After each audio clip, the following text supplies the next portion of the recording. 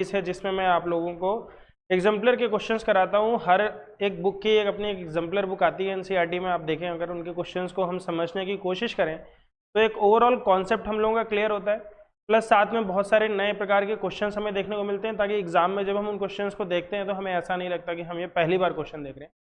Exemplar के questions बहुत अच्छे होते हैं, आप इसको अपने घर पे प्रैक्टिस कर सकते हैं। यहाँ पर भी मैं उसी की प्रैक्टिस करा रहा हूँ क्योंकि बच्चों के टेस्ट भी हैं। तो चलो बच्चों, लास्ट क्लास में हमने क्वेश्चन नंबर 76 तक कर लिया था। Question number 77, integers are closed under subtraction. बताना है आपको क्वेश्चन जो चल रहा है हमारा, ये ट्रू एंड फॉल्स का चल रहा है, ठीक है। स्टेटमेंट 72 से 108 तक आपको बताना है कि ये ट्रू है कि फॉल्स है। तो क्वेश्चन नंबर 77 बोल रहा है कि integers are closed under subtraction, मतलब दो इंटीजर्स को अगर मैं सब्ट्रैक्ट करूंगा तो मेरा आंसर एक इंटीजर ही आएगा। क्या ये बात सही है? Very good. तो इसका आंसर क्या हो जाएगा? ट्रू हो जाएगा। इसके बाद अगला क्वेश्चन है -23 + 47 इज सेम एज 47 + -23। बताओ ये बात सही है? कौन सी प्रॉपर्टी बता रहा है ये? वर्तिका बताओ बेटा, कौन सी प्रॉपर्टी है? Commutative property. कम्यूटेटिव प्रॉपर्टी में दो नंबर को हम किसी भी डायरेक्शन में ऐड कर सकते हैं। When we change the order of integers their sum remains the same. जब हम इंटीजर्स का ऑर्डर चेंज करते हैं तो उनका जो सम होता है वो सेम होता है। यहाँ पे देखो ट्रू हो गया ना, जस्ट इसके ऊपर वाला क्वेश्चन ही रिलेटेड है उससे। When we change the order of integers their difference remains the same. ये बात सच है क्या? अगर दो इंटीजर्स का ऑर्डर हम चेंज करेंगे तो उनका डिफरेंस हमेशा सेम रहेगा। बताओ बच्चों ये बात सही है? नहीं। एग्जाम्पल देके देख लेते हैं। एग्जाम्पल देखिए बेटा, एक इंटीजर लिया 3 और एक लिया 2, तो हमने 3 - 2 किया और 2 - 3 किया, दोनों बराबर हैं क्या? नहीं। तो इसका आंसर हो गया नो। ठीक है। अच्छा, अगला question, going 500 metre towards east first and then 200 meter back is same as going 200 meter towards west first and then going 500 meter back। बताओ। ऐसे बेटा तुक्के नहीं मारने हैं, यहाँ तुक्के नहीं मारने हैं, कॉन्सेप्ट को समझना है कि क्वेश्चन कह क्या रहा है और उसके बाद ही उसको करना है। ठीक है। ऐसे ट्रू बोल दिया, ट्रू फॉल्स में दो जवाब होते हैं तो एक ना एक तो सही हो ही जाएगा। असली जवाब तब मायने रखता है जब सर पे तलवार लटकी हो और बोला जाए कि गलत जवाब में मौत निश्चित है, तब जवाब जब निकलता है तो वो कॉन्फिडेंस चाहिए होता है। ठीक है। ऐसे ट्रू बोल दिया, पता ही है कि गलत भी होगा तो कोई फांसी तो चढ़ नहीं रहे, पर बहुत ध्यान से करना है। आप समझने की कोशिश करो कि क्या कह रहा है। गोइंग 500 टूवर्ड्स ईस्ट, सबसे पहले तो डायरेक्शन का सेंस हम देख लेते हैं बच्चों, जो हमारी डायरेक्शंस होती हैं। ठीक है। डायरेक्शंस में अगर हम देखें तो सबसे ऊपर कौन सी डायरेक्शन होती है? हमेशा नॉर्थ। राइट साइड में कौन सी होती है? ईस्ट। नीचे साउथ। यहाँ पे बोल रहा है गोइंग 500 मीटर टूवर्ड्स ईस्ट, यानी यहाँ पे वो गया 500 मीटर। ठीक है। इसको ओरिजिन मानते हैं। जब भी ट्रैवल हम करते हैं किसी भी क्वेश्चन में इस तरीके के, तो हमें हमेशा ओरिजिन से ट्रैवल करना है। ठीक है। तो ओरिजिन से हम 500 मीटर ईस्ट में गए पहले, and then 200 metre back as same. उसके बाद 200 मीटर बैक आए। 200 मीटर बैक आए मतलब वापस हम इसी डायरेक्शन में आए और 200 मीटर आए। 500 मीटर गए थे, 200 मीटर वापस आए। तो ओरिजिनल प्लेस से हम कितना आगे हो चुके होंगे? अगर 200 मीटर पीछे आए हैं तो ओरिजिनल से हम कितना आगे होंगे इस समय? बताओ। 300 मीटर। तो हमारी जो लोकेशन है पहले वाले केस में वो है 300 मीटर ईस्ट। ओके। फिर बोल रहा है इस सेम एज, बोल रहा है ये उसी के बराबर है गोइंग 200 मीटर वेस्ट, यानी यहां से 200 मीटर वेस्ट गए हम लोग। ये हम 200 मीटर वेस्ट गए first, and then going 500 metre back, और यहां से हम 500 मीटर बैक गए। ठीक है। ठीक है। 500 मीटर बैक गए। तो जब यहाँ पे हम 200 मीटर पे आए थे और इसके बाद 500 मीटर पीछे गए तो वापस हम 300 मीटर ईस्ट में पहुंच गए कि नहीं पहुंच गए? बोलो बच्चों। तो इसका आंसर क्या हो जाएगा? ट्रू। समझ में आ रहा है कि नहीं? Very good. क्या ने बिल्कुल सही निकाला। तो जब आप ईस्ट में जाते हैं तो आप ऐसे निकाल सकते हो कि पहले आप 500 मीटर गए, फिर बैक आए तो 200 मीटर वापस आए, इस सेम एज पहले आप वेस्ट में गए -200 मीटर और फिर ईस्ट में गए 500 मीटर। बिल्कुल सही जवाब। समझ में आ रहा है बच्चों? इसको नोट कर लो, करना है तो क्वेश्चन देख लो, इंपॉर्टेंट है। वर्तिका बेटा समझ में आ रहा है आपको? यस सर बोल दो या नो सर बोल दो। बेटा पूछने की हो रही है, क्लास में एक ही सर है, 2-3 तो है नहीं, आप आराम से पूछ सकते हो। जो भी बात आपको नहीं समझ में आ रही है आप आराम से पूछ सकते हो, कोई जल्दी नहीं है हमें, ठीक है? और हमारी कोशिश रहेगी कि आज की क्लास में हम खत्म कर दें। आपकी आवाज़ मुझे आ नहीं रही है बेटा। वर्तिका माइक चेक करो अपना। अनन्या आपको आ रही है समझ में? आगे बढ़े।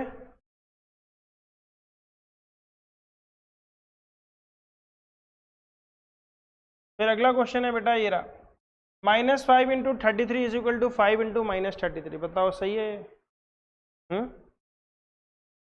क्योंकि इसका भी रिजल्ट माइनस है, इसका भी रिजल्ट माइनस है, दो नंबर है 5 और 33, यहाँ भी दो नंबर है 5 और 33, कम्यूटेटिव प्रॉपर्टी है, ठीक है? अगला क्वेश्चन देखो, -19 × -11 is same equal to 19 × 11। Minus minus plus हो जाएंगे तो ये भी ट्रू हो जाएगा, ठीक है?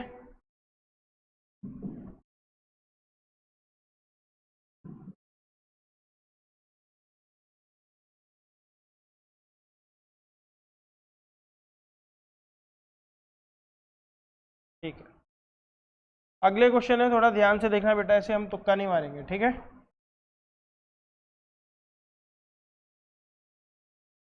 तीन क्वेश्चन है और सॉल्व करके करना है, ऐसे तुक्का नहीं मारना किसी ने।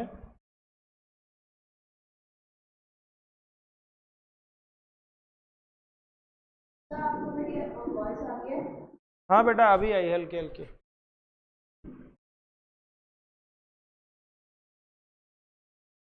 चलो बेटा ट्रू या फॉल्स बताना है आपको।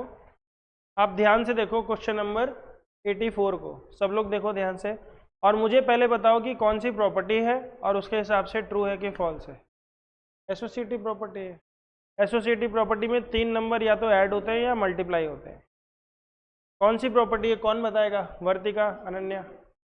तुक्के मत मारो, कॉन्फिडेंटली बताओ। कुछ पता है तो बताओ, नहीं पता है तो बोलो नहीं पता है सर। बोलो अनन्या, वर्तिका, क्या होगा? ट्रू होगा कि फॉल्स होगा? कैसे? फॉल्स होगा। अनन्या ने बोला फॉल्स है। एक सेकंड रुक जाओ, अनन्या ने बोला फॉल्स है, कियान ने भी बोला फॉल्स है। वर्तिका आपका क्या जवाब है? वर्तिका की आवाज नहीं आ रही। हाँ बेटा बोलो।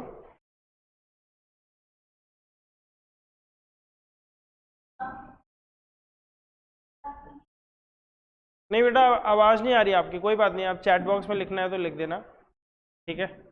चैट बॉक्स ओपन कर दो। हाँ कियान, ये फॉल्स क्यों है? दोनों का आंसर अलग अलग आ रहा है क्या? हाँ बहुत बढ़िया। यहाँ पे जो आंसर आएगा वो क्या आ जाएगा बेटा? यहाँ पे आंसर ये हो गया -20 × +2, यहाँ पे है -20 × -2, तो आंसर हो जाएगा फॉल्स, ठीक है? अगला क्वेश्चन बेटा, 4 × -5 और -10 × -2। आप देखो यहाँ पे एक माइनस है, यहाँ पे दो माइनस है, तो ये भी फॉल्स हो जाए।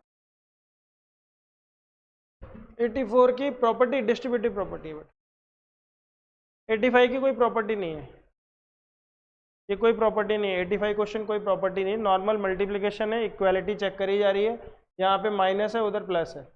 अगला क्वेश्चन देखो बेटा, एसोसिएटिव प्रॉपर्टी भी नहीं है, लेकिन ये भी फॉल्स हो जाएगा, क्योंकि यहाँ पे 3 नेगेटिव साइन है तो फाइनल आंसर नेगेटिव आएगा, और यहाँ पे फाइनल आंसर पॉजिटिव आएगा, ठीक है? क्वेश्चन नंबर अब 87 से हम करते हैं।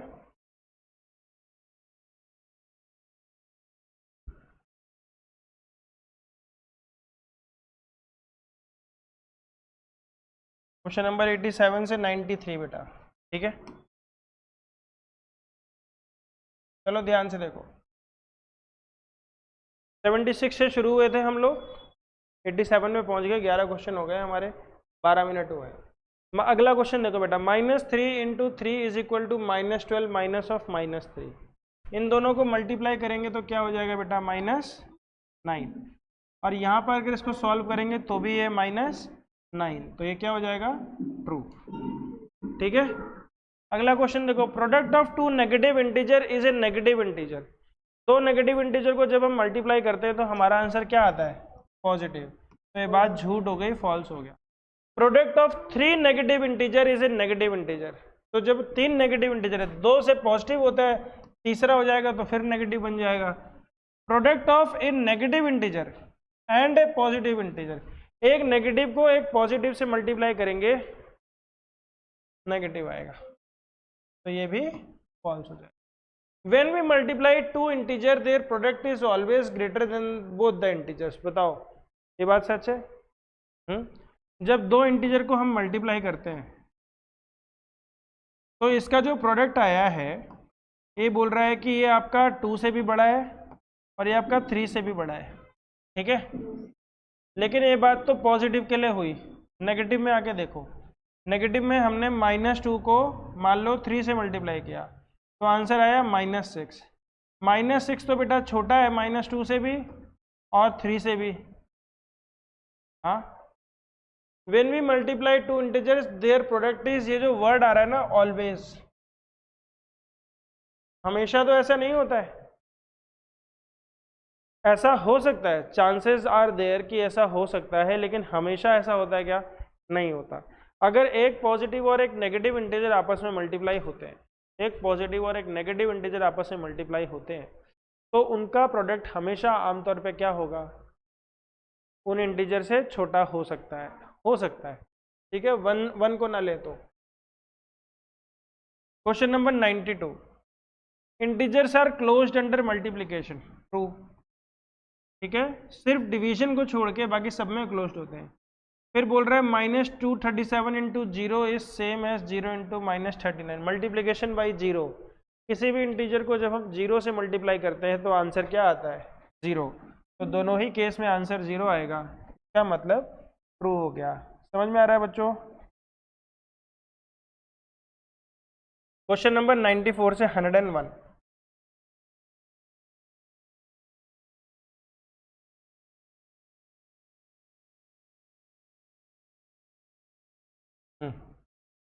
Multiplication is not commutative for integers. बताओ क्या ये बात ट्रू है कि फॉल्स है?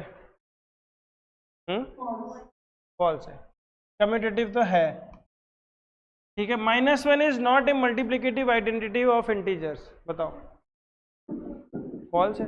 मतलब देखो क्या बोल क्या रहा है, not a multiplicative identity. Multiplicative identity है क्या, इसमें क्या दिया है और क्या बोल रहा है, नहीं है। -1 कह रहा है कि नहीं है, तो -1 नहीं है तो मतलब ये बात सच बोल रहा है। ठीक है, फिर देखो ध्यान से 99 × 101। अब देखो डिस्ट्रीब्यूटिव प्रॉपर्टी का इस्तेमाल, इस 99 को डिस्ट्रीब्यूट कर दिया 100 - 1 में और 101 को डिस्ट्रीब्यूट कर दिया 100 + 1 में। कह सकते हैं ऐसे? ट्रू हो गया। Okay, if a b c are integers and b is not equal to 0, then a × b - c is equal to a × b - a × c। ये बात सच है?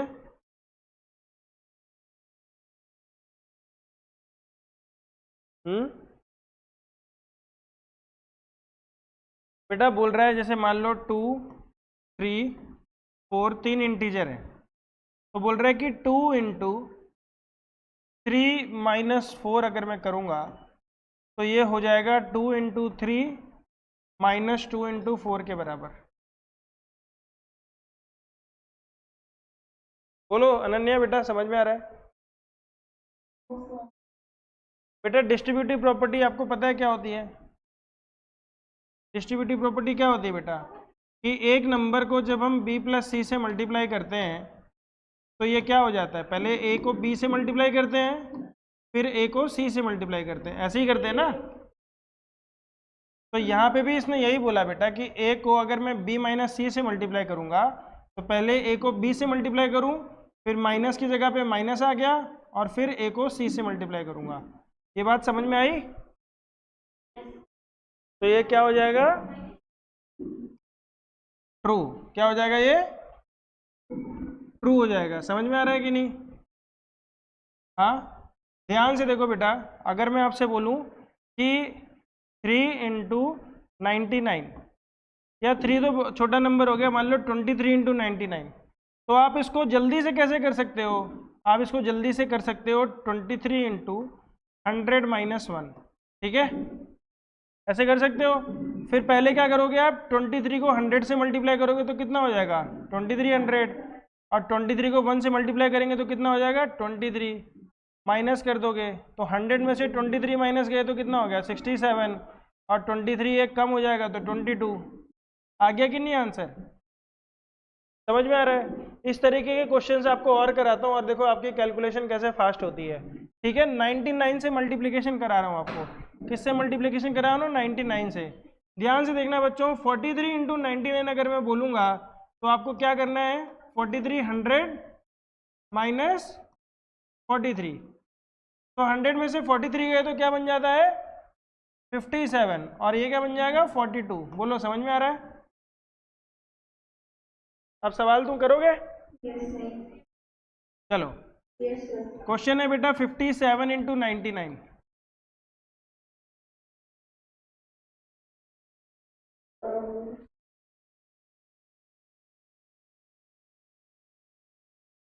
देखो 57 56 बन जाएगा, और 100 में से 57 को माइनस करोगे तो 43 आ जाएगा। समझ में आ रहा है?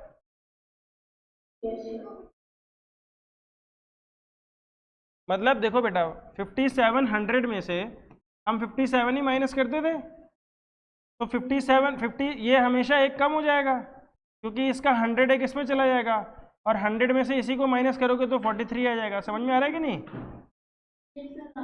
तो किसी भी नंबर को 99 से मल्टीप्लाई करना इजी होता है कि नहीं होता? देखो ध्यान से, फिर से मैंने बोला 72 इंटू 99, तो आप लोग क्या लिखोगे? 72 क्या बन जाएगा? 71, और 100 में से 72 माइनस करोगे तो क्या हो जाएगा? 28। बोलो,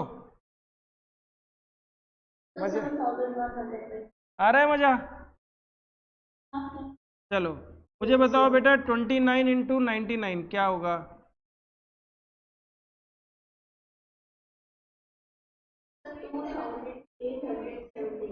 बहुत बढ़िया। तुम लोग अब बोल सकते हो कि तुम्हें 99 की टेबल आती है? हैं? बोल सकते हो कि सर हमें तो 99 की टेबल भी आती है। आप कुछ भी पूछ लो सर, 3 सेकंड में बता देंगे।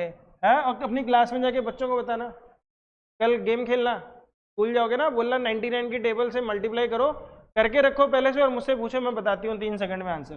किसी ने आपसे पूछ लिया मान लो 55 इंटू 99, तो आंसर हो जाएगा 54।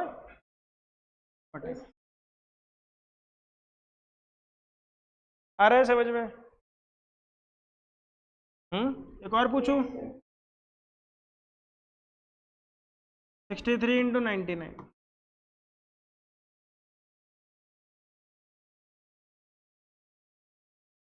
हो गया? याद रहेगा? इसके लिए सर कोई नहीं बोल रहा है चलो, तो ये जो प्रॉपर्टी है हमारी, यही काम आई अभी, यही प्रॉपर्टी काम आई। समझ में आई बात? चलो आगे बढ़ते हैं। Question number 98, a into B, A plus B into C is equal to A into C plus A into B. इसको मल्टीप्लाई करेंगे और इसको मल्टीप्लाई करेंगे। यहाँ पे क्या किया है? ट्रू कहाँ से हुआ बेटा? देखो ध्यान से, बी इंटू सी होना चाहिए ना। यहाँ क्या लिखा है?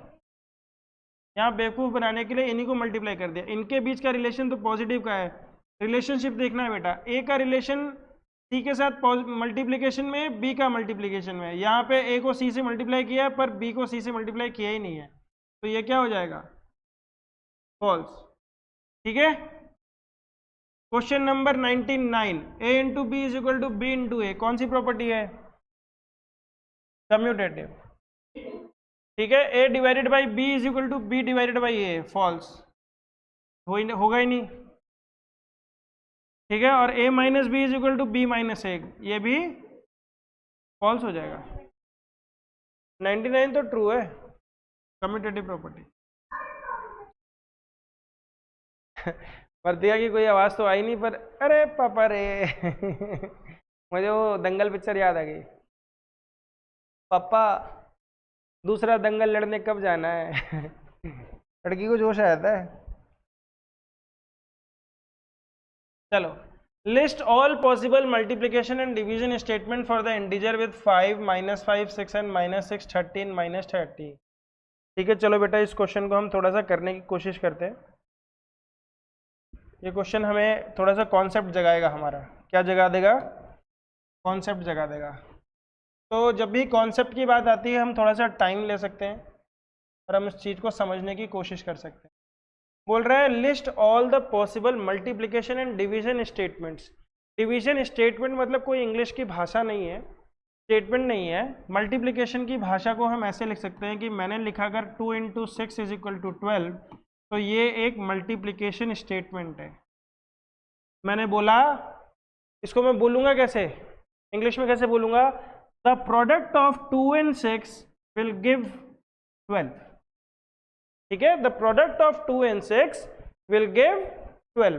तो यहां पर तुम्हारे सामने बोल रहा है कि आपको ऐसी स्टेटमेंट बतानी है जिसमें आपके पास 5 है, जिसमें आपके पास -5 है, जिसमें आपके पास 6 है, -6 है, और उसके बाद कौन कौन से नंबर हैं? 30 और -30 है। इन नंबरों की मदद से आपको स्टेटमेंट बनानी है। सबसे पहला एग्जाम्पल आपके सामने दिया हुआ है, 5 × 6 = 30। मैं एक एक एग्जाम्पल सभी से चाहता हूँ, एक एक एग्जाम्पल मैं सभी से चाहता हूँ। चलो, हाँ स्टेटमेंट वाले नहीं आपको बोलने हैं, न्यूमेरिकल ही बोलने हैं। स्टेटमेंट तो हम बना लेंगे। तो पहले न्यूमेरिकल में बताओ कि ऐसे दो नंबर को मल्टीप्लाई करके तीसरा नंबर इनमें से क्या आ जाएगा? फिल इन दी ब्लैंक से मान लो इसको भरना है। हाँ, डिवीजन स्टेटमेंट दोनों आप दे सकते हो। हाँ बोलो। 30 / 5 = 6, ये एक डिवीजन स्टेटमेंट हो गया। ये क्या हो गया? एक डिवीजन स्टेटमेंट। एक मल्टीप्लिकेशन स्टेटमेंट से दो डिवीजन स्टेटमेंट निकलते हैं। कितने निकलते हैं? दो निकलते हैं। दूसरा क्या निकलेगा? 30 / 5 सॉरी, दूसरा निकलेगा 30 / 6 = 5। समझ में आ रहा है? दो निकले ना, एक ये और एक ये। इससे अब हम यहाँ पे 6 रख देंगे, यहाँ -5 रख देंगे, यहाँ -30 कर देंगे। तो इस मल्टीप्लिकेशन स्टेटमेंट से दो और डिवीजन की स्टेटमेंट निकल के आएगी। क्या क्या निकल के आएगी? पहला आएगी -30 / -5 = 6। एक बार इसको नीचे ले जाओ और एक बार इसको नीचे ले जाओ, तो -30 / 6। समझ में आ रहा है बच्चों? समझ में आ रहा है? चलो एक और बता दो वर्तिका। क्या? हाँ बोलो बोलो बोलो वर्तिका। अनन्या आपको भी बोलने की हो रही है?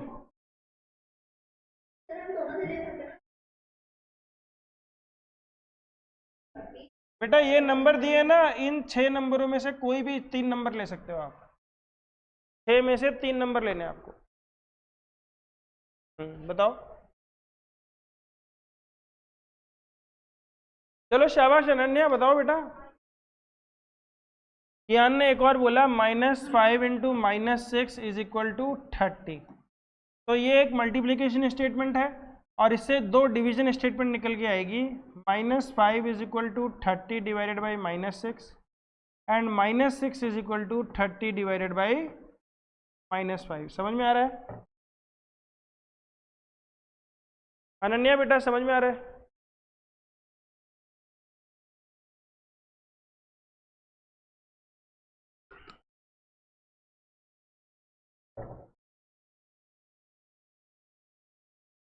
लिख लो।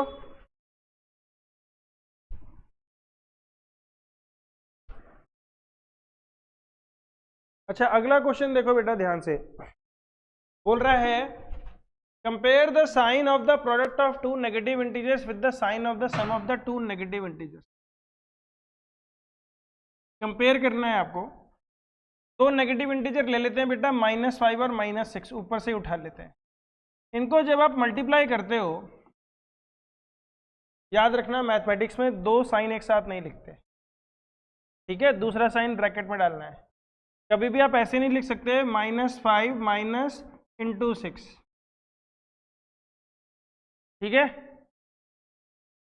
इंटू 6 तो होता ही नहीं है, +6 या -6 होता है, इंटू तो पहले लगता है, इंटू एक ऑपरेशन है, प्लस और माइनस साइन है, ठीक है। तो दो साइन एक साथ नहीं लिखते। नेगेटिव आप जब भी लिखोगे कोशिश करो हमेशा ब्रैकेट में डालो। अब आपके सामने क्वेश्चन है, दो नंबर ले लिए नेगेटिव इंटीजर हमने, और इनका साइन क्या होगा बेटा, -5 -6 करूंगा तो क्या आएगा साइन, -11। लेकिन मैंने -5 इंटू -6 किया तो मेरा आंसर क्या आता है, पॉजिटिव, ठीक है। तो कंपेयर करते तो हम देखते हैं कि multiplication of two negative integer is always greater than the sum of two negative integer, ठीक है। तब हाँ हाँ बोलो बोलो।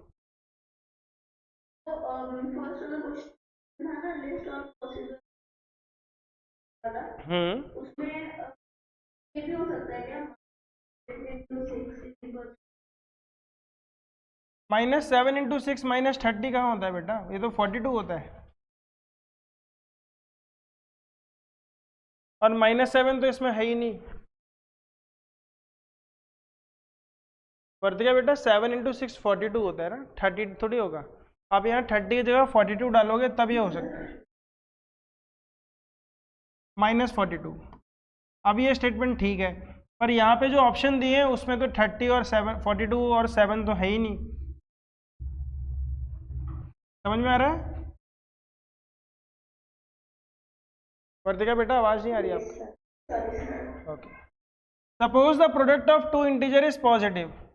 दो इंटीजर को हमने मल्टीप्लाई किया और आंसर आ गया पॉजिटिव।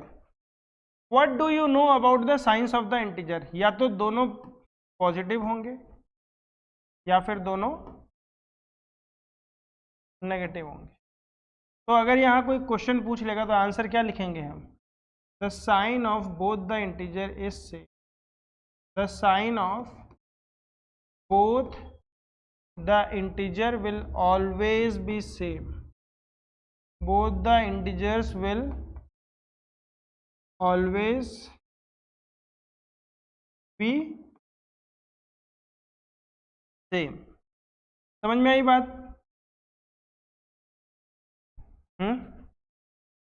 नहीं आया, अनन्या समझ में आया।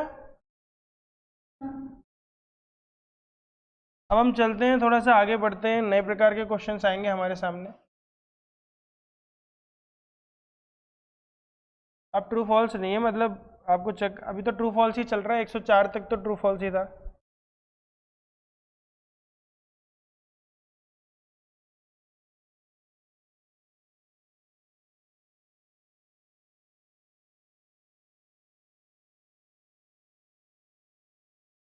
चलो बच्चों, क्वेश्चन नंबर 102 देखो और बताओ ट्रू है कि फॉल्स है।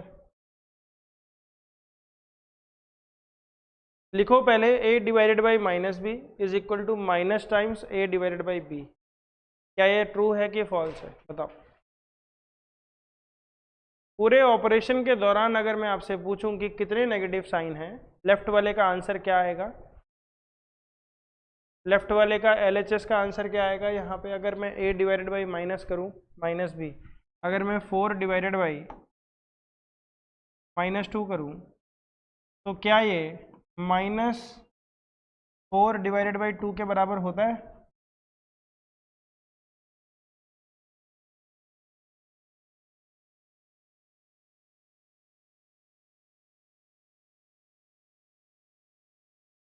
नहीं, माइनस दोनों में मल्टीप्लाई नहीं होगा। -a डिवाइडेड बाई b को जब हम सॉल्व करेंगे तो जो आंसर आएगा उससे मल्टीप्लाई होगा, ठीक है। माइनस दोनों से मल्टीप्लाई नहीं होगा, जब आप a बाई बी कर दोगे तो उससे माइनस मल्टीप्लाई होगा, ठीक है। तो बेटा ध्यान से देखने की कोशिश करो। अगर हम देखें लेफ्ट साइड में कितने माइनस साइन है, एक माइनस साइन है। राइट साइड में कितने माइनस साइन है, एक ही माइनस साइन है। यानी दोनों तरफ जो आंसर आएगा वो नेगेटिव होगा। और जो ऑपरेशन हो रहा है यहाँ भी a बाई बी है, यहाँ भी a बाई बाई है। इसका मतलब क्या हो गया, ये ट्रू। अगर आपको ऐसे समझ में नहीं आता है तो आप एक छोटे से एग्जाम्पल ले लिया करो, ऐसे नंबर चूज कर लिया करो जो डिवाइड हो जाए, और उनको करके देखने की कोशिश करो और देखो क्या आंसर सेम आता है। अगर उन नंबरों पे आंसर सेम आता है तो यहाँ पर भी वही आएगा।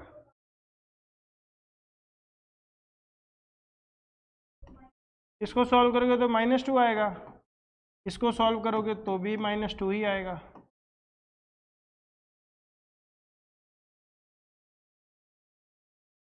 समझ में आया? वर्तिका, अनन्या, समझ में आया बेटा 102? Yes sir. क्वेश्चन नंबर 103 देखो और बताओ ट्रू होगा कि नहीं होगा।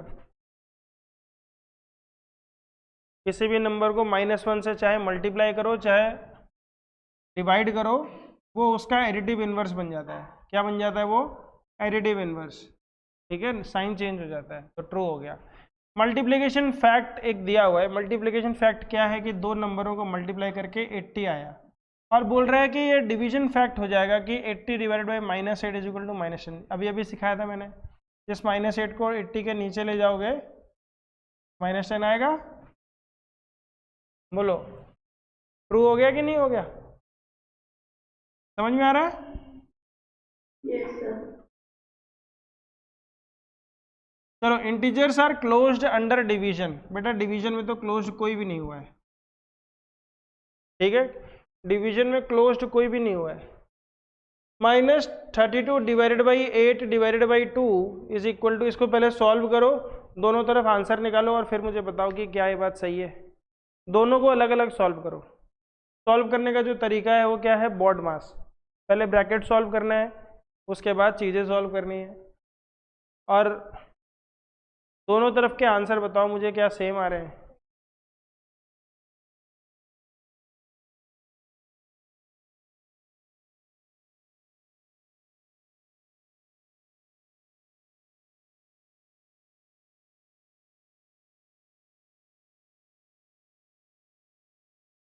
बोलो बच्चों, ट्रू है कि फॉल्स है?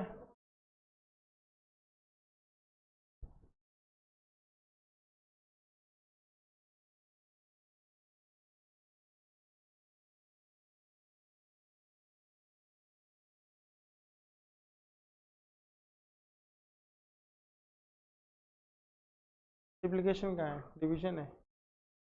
हाँ, खाली मल्टीप्लिकेशन में नहीं है, एडिशन, सब्ट्रैक्शन, मल्टीप्लिकेशन तीनों में। ठीक है,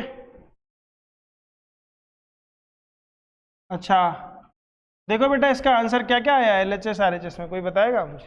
Ananya, hi Raghavi, good evening. Good evening sir. बेटा कैमरा बंद है आपका, पता कैसे चलेगा आप आ गए? आपने ऐसे बोलना था सलमान खान की तरह, स्वागत नहीं करोगे हमारा। ओके, चलो बेटा बताओ मुझे question number 106। Left hand side को सॉल्व करेंगे तो क्या आएगा? -2। और RHS को सॉल्व करेंगे तो क्या आएगा?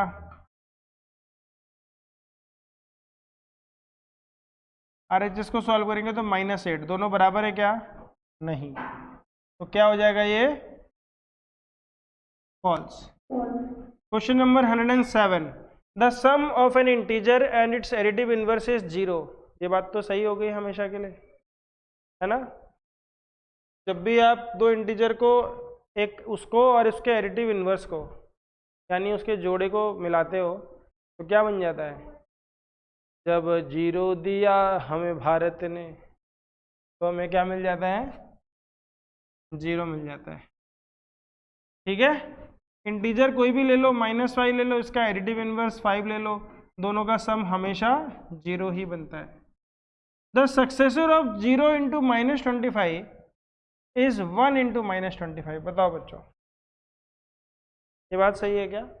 ध्यान से देखो, समझो। तो अगर नहीं बोला है, अगर नहीं बोला है तो फिर सही आंसर क्या होगा?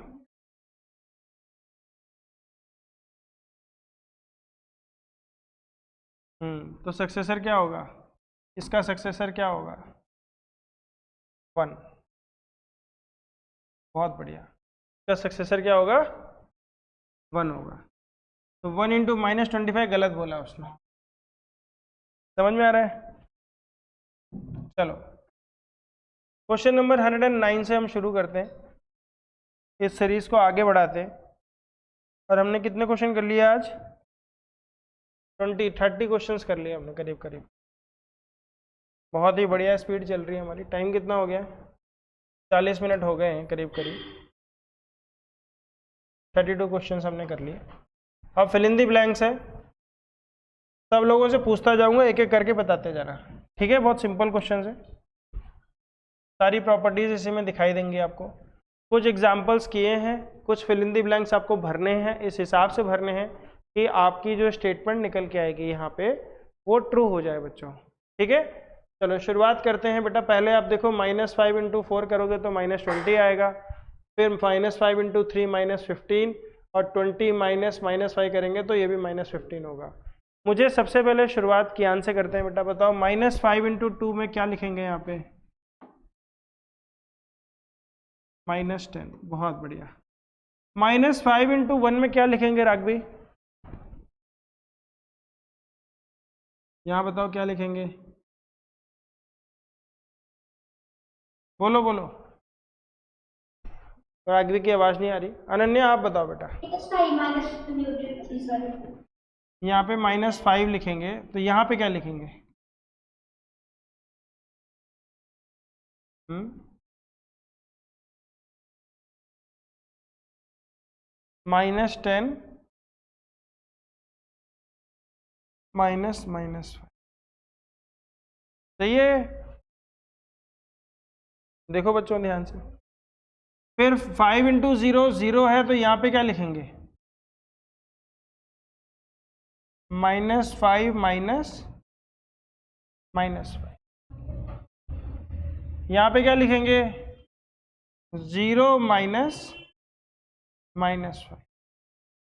यहाँ पे क्या लिखेंगे 10, और यहाँ पे क्या लिखेंगे -5 नहीं 5 -5। अब इस पैटर्न को समझने की कोशिश करो कि हो क्या रहा था। यहाँ से पैटर्न देखने की कोशिश करते हैं। तो ये बोल रहा है कि यहाँ से समझने की कोशिश करो। आप सोच रहे हो कि अरे ऐसा क्या दे दिया इसने, ये तो बड़े हलवा क्वेश्चन थे, थोड़ा सा पैटर्न समझना था। लेकिन ये आपको कुछ समझाना चाह रहा है। ये क्या समझाना चाह रहा है आपको, ये बताना चाह रहा है बच्चों की जब -5 को हम 4 से मल्टीप्लाई करते हैं तो हमारा बेस हो गया 20। ये हमारा क्या हो गया, बेस हो गया, ठीक है। फिर इसमें बोला कि -5 को मैं 3 से मल्टीप्लाई कर रही हूँ, ठीक है। तो असल में देखो हुआ क्या है, ये मान लो हमारी नंबर लाइन है और हम -20 पे हैं। हम कहाँ पे हैं, -20 पे हैं। फिर -5 इंटू जब हमने 3 किया, मतलब हमने क्या किया, एक जंप मारा हमने, एक जंप मारा हमने, ठीक है। जंप किस तरफ मारा हमने, पॉजिटिव की साइड में। किस तरफ जंप मारा, पॉजिटिव की साइड में। पॉजिटिव की साइड में क्यों जंप मारा, क्योंकि जो नंबर का जंप है वो कैसा है, माइनस है, ठीक है। और जो आप देखो पहले समझ लो, पहले ये समझो कि जब हम किसी नंबर को कम से मल्टीप्लाई करते हैं तो हम किस साइड मूव करते हैं, नॉर्मली हम किस साइड मूव करते हैं। यहाँ पे दिखाता हूँ अगले पेज पे। ये कॉन्सेप्ट है बेटा, बहुत ध्यान से समझने की कोशिश करना। ये हमारी नंबर लाइन है, सेंटर में हमारे 0 है, ठीक है। पहले 3 की टेबल दिखाता हूँ आपको। 3 की टेबल मान लो 3 1 जा 3, 3 2 जा 6, 3 3 जा 9। तो किसी ने बोला 3 3 जा कितना होगा, आपने बोला कि सर 9। Got it. किसी ने पूछा कि 3 2 जा कितना होगा, तो 3 2 जा में आप क्या करोगे, यहाँ से कहाँ जंप करोगे, यहाँ पे करोगे। कहाँ जंप करोगे, लेफ्ट में करोगे। समझ में आ रहा है। ऐसे ही किसी ने आपसे पूछा कि 5 इंटू 4 कितना होता है, आपने बोला सर 20। मैंने पूछा 5 इंटू 3 कितना होगा, आपने बोला मैं 20 आगे चला गया था। इन्हीं नंबरों को मान लो मैं 5 10 15 और 20 कर दूं, ठीक है। तो इस समय मेरी एग्जैक्ट पोजीशन कहाँ है, इस समय मेरी एग्जैक्ट पोजीशन है 20 पे। ये 5 इंटू 4 है, और 5 इंटू 3 में मैं कहाँ आऊँगा, पीछे आऊँगा। मैं कहाँ पे आऊँगा, पीछे की तरफ आऊँगा, ठीक है। लेकिन अगर यही नंबर नेगेटिव है, अगर यही नंबर नेगेटिव है, ये -5 इंटू 4 की जगह पे अभी -5 इंटू 3 है, तो मेरा जंप तो इधर होना चाहिए था, मेरा मुंह तो इधर होना चाहिए था, लेकिन मेरे पे नंबर पे लगा क्या है, -5, तो जंप मेरा किस तरफ होगा, बैकवर्ड होगा, ठीक है। पहले समझो कि पॉजिटिव नेगेटिव क्या होता है। पॉजिटिव मतलब कि मैं इस तरफ मूव कर रहा हूँ, नेगेटिव मतलब कि मैं नेगेटिव की साइड मूव कर रहा हूँ, ठीक है। और एक होता है forward and backward movement. Forward का मतलब मैं सामने जा रहा हूँ, बैकवर्ड मतलब मैं पीछे जा रहा हूँ। तो बैकवर्ड और फॉरवर्ड मूवमेंट ये डिसाइड करता है जो नंबर के साथ साइन लगा होता है, ठीक है। और राइट साइड या लेफ्ट साइड कौन डिसाइड करता है, ये डिसाइड करता है कि आप क्या ऐड कर रहे हो, क्या ऐड कर रहे हो कि सब्ट्रैक्ट कर रहे हो। तो मल्टीप्लिकेशन तो एडिशन होता है, मल्टीप्लिकेशन तो एक प्रकार का एडिशन ही है, कंटिन्यूस एडिशन है। तो यहाँ पर इसने बताया, जो पिछले वाले क्वेश्चन में अगर आप ध्यान से देखो कि -5 इंटू 4 यानी -20 पे आप थे, लेकिन अब -20 में आप माइनस कर रहे हो, क्या माइनस कर रहे हो, -5। समझ में आया, गेटिंग माई पॉइंट। फिर किसी ने पूछा -5 इंटू 2 क्या है, तो आपने बोला मैं -15 पे थी, अब मैं -15 से मूव कर रही हूँ, पीछे की तरफ मूव कर रही हूँ, लेकिन बैकवर्ड मूवमेंट में मूव कर रही हूँ, तो मैं कहाँ पहुँच गई, -10 पे।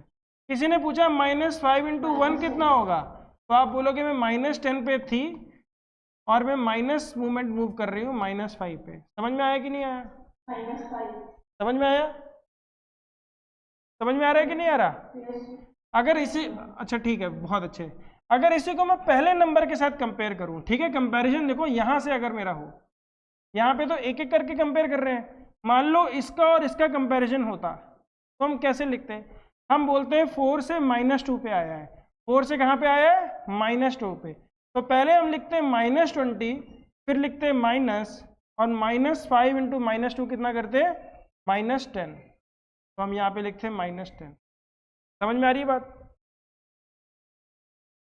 -20 से हमारा जंप कितने का हुआ, 4 से लेके -2 तक अगर आप जाओगे, सॉरी 4 से लेके -2 तक जाओगे तो जंप कितने का हो गया, 6 का जंप हो गया। देखो आप 4 पे खड़े हो और आप 0 पे आए तो कितने कम हो गए, 4, और फिर -2 पे चले गए तो कितने कम हो गए, 6 कम हो गए। तो हम कितना कम कर देते हैं, -5 इंटू, समझ में आ रहा है कि नहीं। तो देखो आंसर क्या हो जाता है, -20 + 30, और इसको सॉल्व करते तो यहाँ भी 10 ही आता।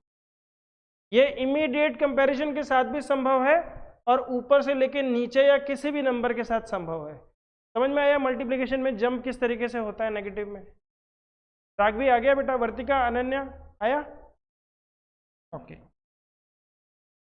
अगर ये कॉन्सेप्ट समझ में आया तो बेटा बी क्वेश्चन को करने में परेशानी होगी ही नहीं, और बी क्वेश्चन तो और भी आसान है क्योंकि इसमें पॉजिटिव नंबर है। तो 7 इंटू 3 आंसर कितना होता है, 21, और 28 से एक जंप आप पीछे आ गए, एक जंप आप 28 से पीछे आ गए। 7 इंटू 2 कितना होता है, 14, और ये होता कैसे है, 21 से आप एक जंप पीछे आ गए। समझ में आ रहा है। यहाँ पे क्या आ जाएगा, 14, यहाँ पे हो जाएगा 0, यहाँ पे हो जाएगा 7 - 7, फिर यहाँ पे हो जाएगा 0 - 7, फिर यहाँ पे हो जाएगा -14, और ये वाला नंबर यहाँ पे आ जाएगा। यहाँ पे तो 7 ही चल रहा है। बोलो बच्चों, समझ में आया कि नहीं आया, आ गया। मैं चाहता हूँ इस पूरे को लिख लो, इस पूरे पैटर्न को ए से बी तक जितना भी है सारा का सारा लिखो, सारे फिल इन द ब्लैंक्स भी लिखे, खाली आंसर नहीं, पूरा पैटर्न लिखना है। यस सर, पूरा पैटर्न। 7 का भी लिखा, यस सर। ओके, सबने लिख लिया, देख लो राघवी, लिख लिख लो, लिख लो।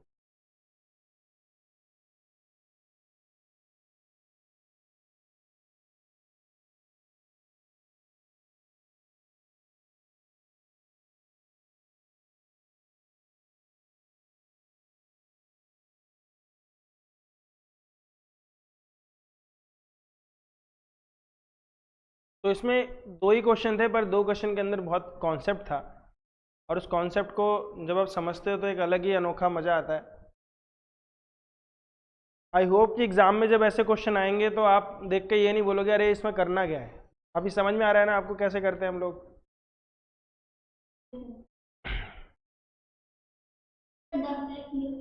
डन? ओके। अब बोल रहे हैं साइंस एप्लीकेशन। अब एक एक क्वेश्चन एक एक पेज पे हम करेंगे, आराम से देखते हैं समझते हैं बेटा। Question number 110।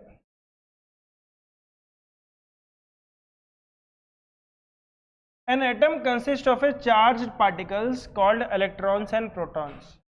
ठीक है, हमारा एटम एक एटम होता है ऐसे, ठीक है, वैसे सर्कुलर शेप में नहीं होता है, लेकिन आप मान लो कि स्फेरिकल शेप में हमारा एक एटम है। इस एटम के अंदर हमारे पास चार्ज्ड पार्टिकल्स हैं जिनको हम बोलते हैं इलेक्ट्रॉन, क्या बोलते हैं, और इसी के अंदर होता है प्रोटॉन। ठीक है, इस दुनिया में, इस संसार में हर एक इंसान, जानवर, कोई भी चीज़, पक्षी, पेड़ पौधे, ये टेबल, पेन, सब कुछ एटम से ही मिलके बने हैं। Atom is the basic unit of life. आप लोग सेल पढ़ोगे, बायोलॉजी में पढ़ा होगा आपने, अगर नहीं पढ़ा होगा तो आगे चल के पढ़ोगे। सेल भी अपने आप में एक एटम ही है, ऐसे समझ लो। जब आप केमिस्ट्री में और डिटेल में हम समझेंगे, आप बड़ी क्लासेस में आओगे तो वहाँ पे मैं आपको बताऊँगा। हाँ, हम सब एटम से बने। एटम से मॉलिक्यूल बनता है, मॉलिक्यूल से एलिमेंट्स बनते हैं अलग अलग। हम हर चीज़ के अंदर एटम है ही, पर वो एटम इलेक्ट्रिकली न्यूट्रल होता है। क्या होता है? इलेक्ट्रिकली न्यूट्रल, मतलब उसमें कोई चार्ज नहीं होता। तो उसके अंदर एक इलेक्ट्रॉन होते हैं, इलेक्ट्रॉन छोटे छोटे पार्टिकल्स हैं जो कि नेगेटिवली चार्ज हैं, और प्रोटॉन मतलब पॉजिटिव चार्ज है। चार्ज समझ में आ रहा है आपको? चार्ज समझ पा रहे हो? चार्ज क्या होता है? एक इलेक्ट्रिकल चार्ज होता है। आप शॉर्ट सर्किट कहीं आपने देखा होगा, स्पार्क वगैरह निकलता है। हम कंघी वाला एक्सपेरिमेंट करते हैं, ऐसे बालों को रगड़ के पेपर को चिपकाओगे, वो ऊपर उठ जाता है, स्टैटिक चार्ज डेवलप हो जाता है। पॉजिटिव नेगेटिव चार्ज अट्रैक्ट करते हैं। ठीक है, अब बोल रहे हैं each proton has a charge of +1। Her proton का चार्ज कितना होता है? +1। And each electron has a charge of -1। Remember, number of electron is equal to the number of protons। while answering this question, what is the charge of an atom? किसी भी atom का charge क्या होगा बेटा, बताओ? किसी भी atom का चार्ज क्या होगा? पहले तो उसने बोला कि प्रोटॉन का चार्ज +1 है, फिर बोला इलेक्ट्रॉन का चार्ज -1 है, फिर आपसे बोला कि इलेक्ट्रॉन्स और प्रोटॉन्स किसी भी एटम में बराबर होते हैं। अगर बराबर होते हैं तो उस एटम पे चार्ज कितना होगा?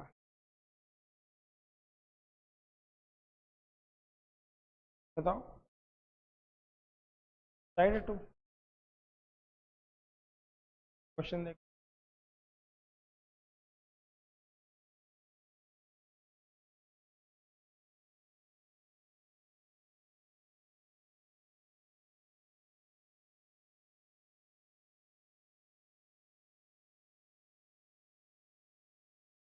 बताओ वर्तिका, अनन्या, राघवी, कितने मेधावी छात्र हैं भाइयों।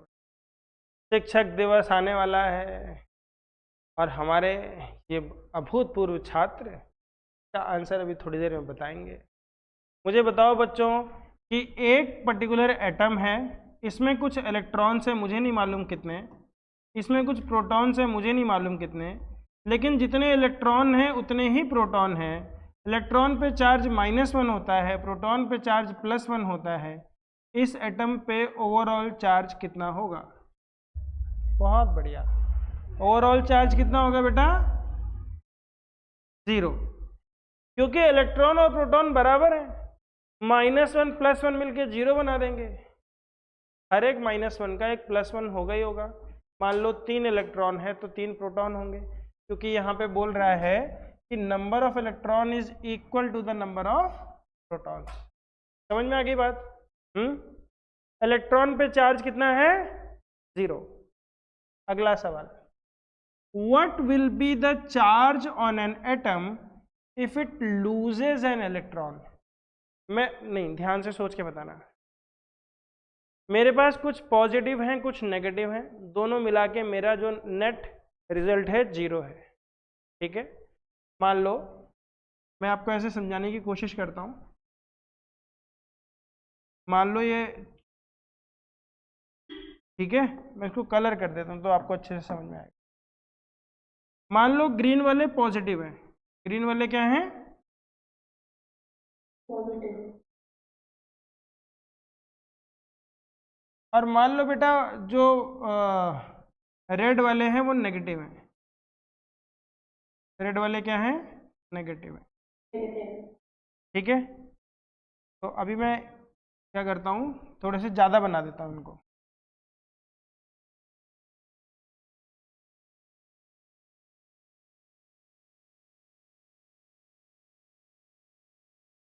ठीक है, ओवरऑल जो है, ओवरऑल जो चार्ज है इस पे कितना है, ओवरऑल चार्ज कितना है बच्चों, 0। मान लो ये एक कंटेनर में है, ये हमारा एटम का कंटेनर है, और हर एक प्लस अपने वाले माइनस के साथ मिलके 0 बना देता है। ये दोनों मिलके 0 बना रहे हैं कि नहीं बना रहे हैं?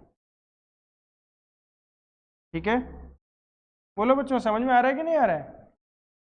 ये वाले नेगेटिव चार्ज हैं, ये वाले पॉजिटिव चार्ज हैं। ये इलेक्ट्रॉन्स हैं, ये क्या है, इलेक्ट्रॉन्स हैं। ये क्या है, प्रोटॉन्स है, पॉजिटिव चार्ज। बोल रहा है what will be the charge on an atom if it loses an electron. इस इलेक्ट्रॉन को मैं बाहर फेंक देता हूं तो इस पे ओवरऑल चार्ज क्या हो जाएगा, बताओ। ये बाहर हो गया ना, ये बाहर हो गया, तो ओवरऑल एटम पे चार्ज क्या हो जाएगा, वेरी गुड, क्या हो जाएगा, +1 हो जाएगा, क्योंकि यहां तक तो सबने न्यूट्रल बना दिया, इसका जोड़ा निकल गया, इसका जोड़ा निकल गया, और कौन सा वाला निकला, नेगेटिव वाला निकला, तो क्या चार्ज हो गया, पॉजिटिव वाला। फिर बोल रहा है what will be the charge on an atom if it gains an electron. अगर वो एक इलेक्ट्रॉन गेन कर लेता है तो एक भाई ज्यादा आ गया, तो क्या चार्ज हो जाएगा, -1। समझ में आया कि नहीं आया, -1। बोलो बच्चों, समझ में आया कि नहीं आया, पक्का, बढ़िया सवाल था ना, बढ़िया सवाल था। Yes sir.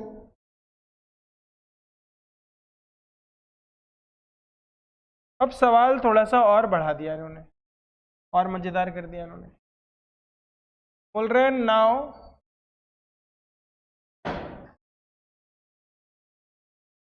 Right the missing information in the table given below.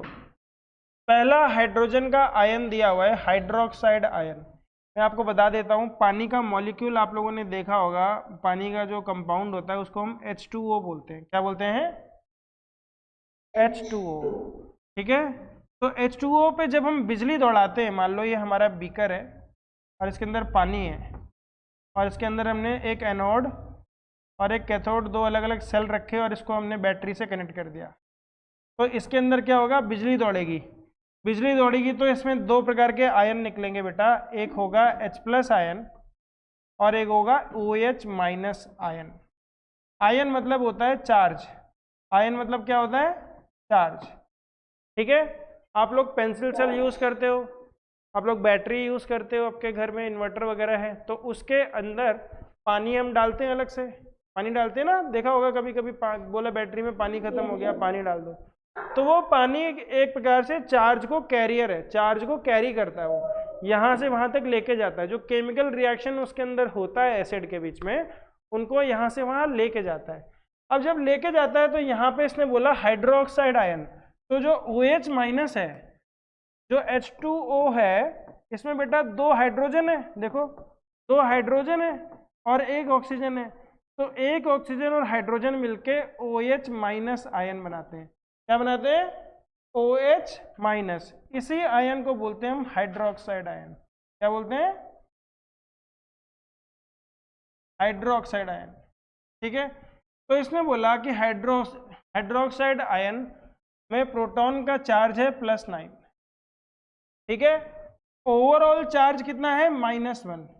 तो इलेक्ट्रॉन का चार्ज कितना होगा, 9 में क्या जोड़ दूं कि -1 आ जाए, तो आंसर आएगा -10। समझ में आया कि नहीं आया, ठीक है। अच्छा सॉरी, तो इस माइनस के आगे बोल रहा है बेटा कि सिर्फ 10 लिख दो। +11 है, सोडियम आयन का ओवरऑल चार्ज होता है +1। सोडियम एक मेटल है, उसको पानी में नहीं डालना है, पानी में डालते ही वो बम बन जाता है, ठीक है। सच्ची बता रहा, सोडियम जो है पानी में डालते ही आग लग जाती है उसमें। तो सोडियम को हम केरोसिन के अंदर रखते हैं, पर उस पर जो चार्ज होता है +1 का होता है। तो 11 में क्या कर दूं कि +1 हो जाए, ठीक है। और अब तो हमें पता ही चल गया है कि अब तो यहाँ सिंपल एडिशन चल रहा है। 13 - 10 करेंगे तो +3 और 8 - 10 करेंगे तो माइनस। समझ में आ गया कि नहीं आया?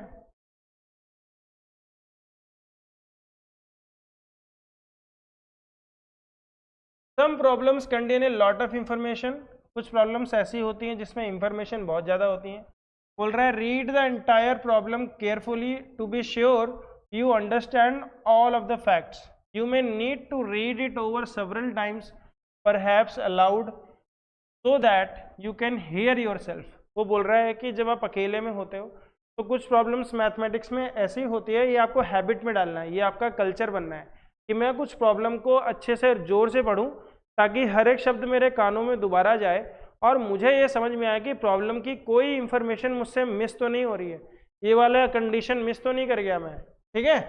Then decide which information is the most important, prioritize, मतलब आपको प्रायोरिटी पे रखना है कि कौन सी इंफॉर्मेशन हमारे काम की है, कौन सी फुद्दू इंफॉर्मेशन है, कोई हमारे काम की है ही नहीं। Is there any information that is absolutely necessary to solve the problem, this information is the most important information, ठीक है। फिर इसने बात बोली finally put the information in order sequence, use comparison words like before, after, longer, shorter and so on to help you write down the sequence before you try to solve the problem। ये एक strategy बताइए कि answer को कैसे solve करना है। read the problem given below and then answer the questions that follow। 5 friends are standing in a line, ठीक है। ये क्वेश्चन है आपके सामने, इसको हम करने की कोशिश करते हैं।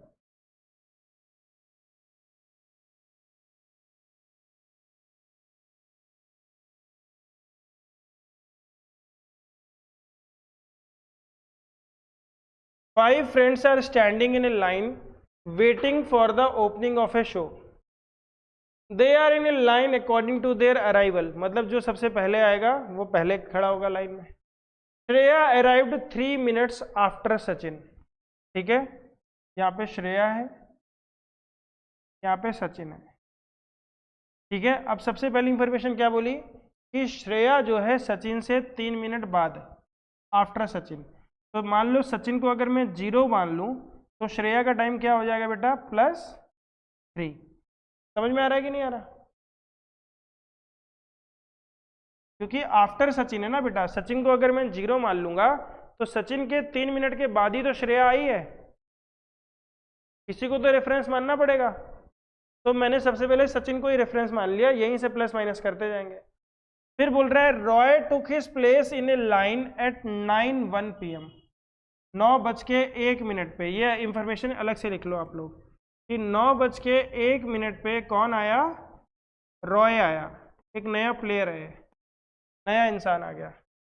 फिर बोल रहा है he was 1 minute behind Reena, यानी 1 मिनट पहले वो रीना से आया था, यानी रीना से 1 मिनट पहले आया था, यानी रीना कितने बजे आई बेटा,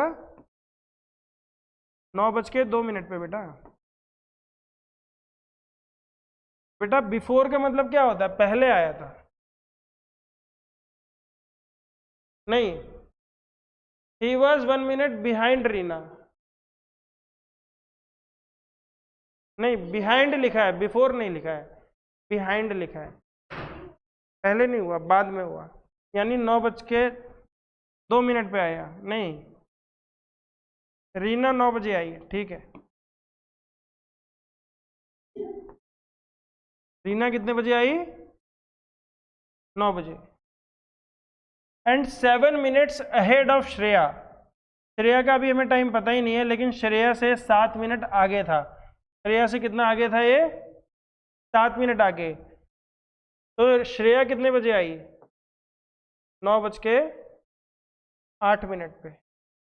समझ में आ रहा है कि नहीं, बोलो बच्चों, समझ में आ रहा है? बोल रहा है he was 1 minute behind Reena, यानी रीना के बाद में, रीना के 1 मिनट के बाद आया कौन? रॉय आया। रॉय 9:01 पे आया, ये लिखा है यहाँ पे। तो रीना 9 बजे आ गई थी।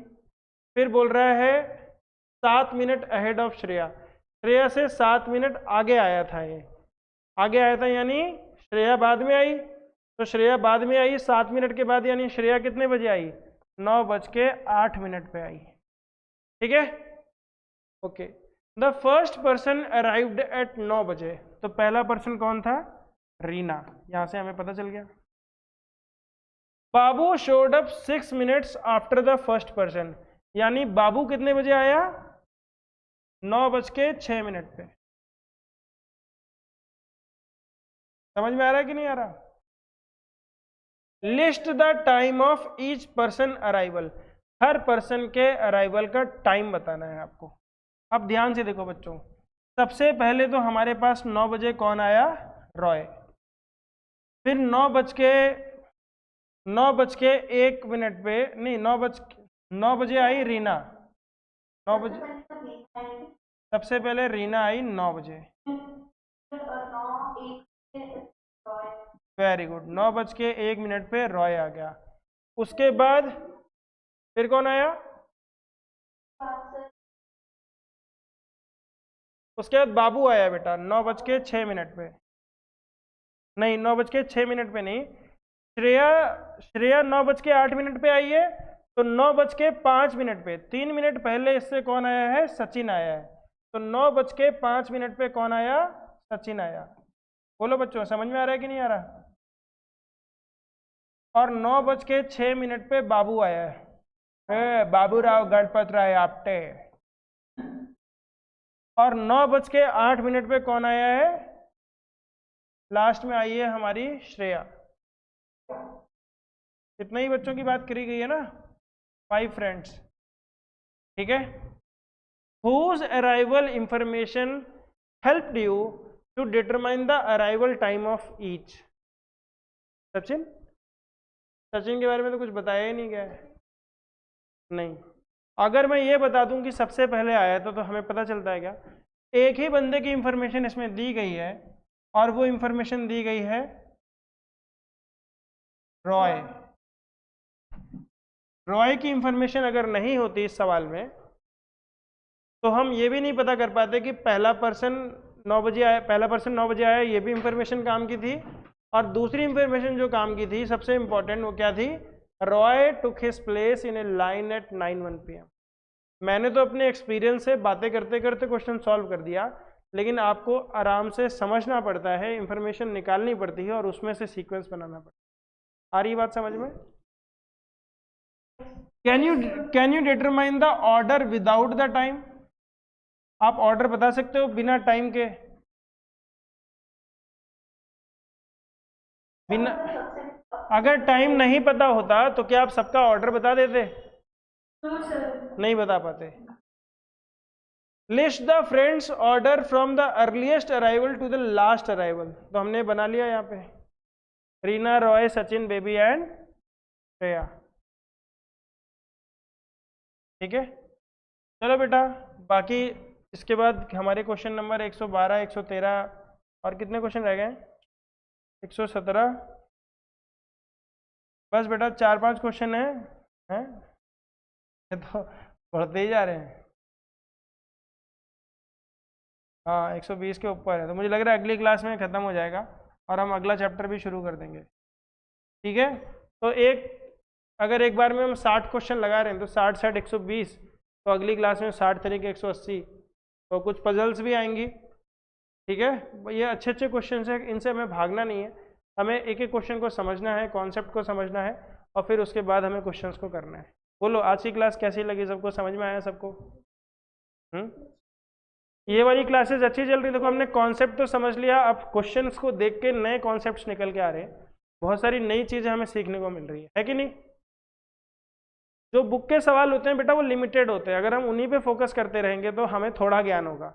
अगर हम ज़्यादा क्वेश्चंस एग्जाम्पलर से लगाएंगे तो हमारी ज़्यादा प्रैक्टिस होगी। तो अगली क्लास में भी हम इसी को कंटिन्यू करेंगे। पहले चैप्टर के बाद फिर सेकंड चैप्टर में कूदेंगे, हर चैप्टर में इतने सवाल नहीं है। ठीक है, चलो आज की क्लास यहीं ख़त्म करते हैं बच्चों। बाय। जय